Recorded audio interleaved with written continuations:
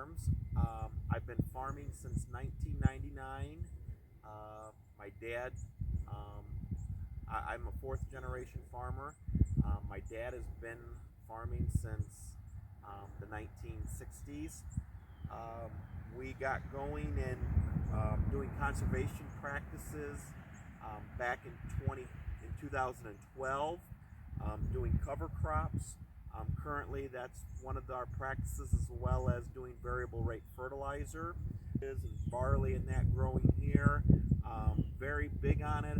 I've seen nothing but soil health, soil improvement, as well as helping hopefully to help protect our water with all the chance of phosphate and phosphorus runoff. So it's been nothing but a positive impact on our lives since 2012, and we will continue to keep using it.